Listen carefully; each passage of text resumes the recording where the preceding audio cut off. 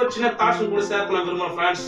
Friends என்னன்னா, நம்ம ஒரு சோதம் குமாரா அழிக்கிறதுக்கோசம் தேவதூதர்கள் போறாங்க ஃப்ரெண்ட்ஸ். அந்த டைம்ல அந்த ஆபிரகாம் என்ன பண்றாரு, ஒரு ஒரு 5 நீதிமான் இருந்து ஐக்க மாட்டீரோ, அப்புறம் அப்படி கொஞ்சமா வந்து கடைசியில 10 நீதிமான் இருந்து ஐக்க மாட்டீரோ சொல்லிட்டு அவர் என்ன பண்றாரு, ஒரு போராடி ஒரு ஜெபம் ஜெபிக்கிறார் ஃப்ரெண்ட்ஸ்.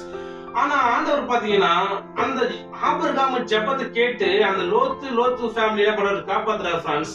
ஓகே ஃப்ரெண்ட்ஸ், நம்ம கூட ஃப்ரெண்ட்ஸ் நம்ம பாத்தீங்கன்னா நம்ம அப்பா அம்மா ரட்சிக்கப்படாம இருப்பாங்க, நம்ம நண்பர்கள் ரட்சிக்கப்படாம இருப்பாங்க, நம்முடைய சொந்தக்காரர் ரட்சிக்கப்படாம இருப்பாங்க, வேலை ஸ்தலத்துல ரட்சிக்கப்படாம அவங்கள சத்தியத்தை அறிகிற அறிவு இல்லாம இருப்பாங்க ஃப்ரெண்ட்ஸ்.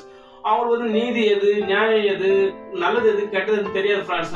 அவங்க இருப்பாங்க ஃப்ரெண்ட்ஸ். அவங்களுக்கு நம்ம என்ன பண்ணணும், நம்ம அவங்களுக்காக ஜெபிக்கணும் ஃப்ரெண்ட்ஸ். ஜெபிக்கும் போது ஆபிரகாம் நினைவுக்கு வந்து லோத்து ஃபேமிலி காப்பாத்துன தேவன் நம்மளும் சோர்ந்து போகாம, அந்த விதவை சோர்ந்து போகாம கேட்டது போல நம்மளும் ஏசப்பா கேட்ட நம்ம கடவுள் கேட்ட நம்ம என்ன பண்ணணும், தொடர்ந்து நம்ம ஜெபிக்கும் போது நம்ம அப்பா அம்மா உத்தமர்லாம் மாறுவாங்க, நம்ம வேலை ஸ்தலத்துல நம்ம ஃப்ரெண்ட்ஸுங்க உத்தமர்லாம் மாறுவாங்க, நம்ம சபையில கூட ஒரு சிலர் வந்து உத்தமமா வாயாம நேர்மையா வாயாம இருக்கலாம் ஃப்ரெண்ட்ஸ்.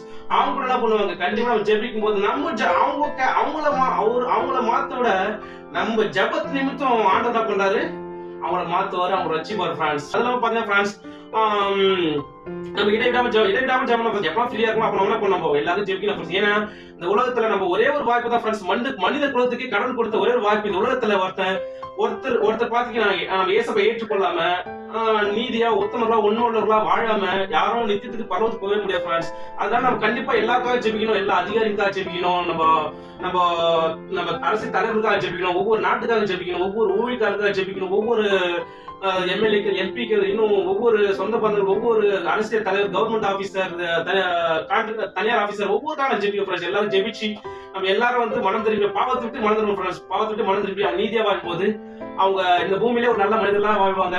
மறுச்சு இருக்குது போகணும், நித்தியத்தை நம்ம போய் அங்க சந்தோஷமா கடவுளை வாங்க ஃப்ரெண்ட்ஸ். தான் ஃப்ரெண்ட்ஸ் இன்னைக்கு தாட்ஸ்.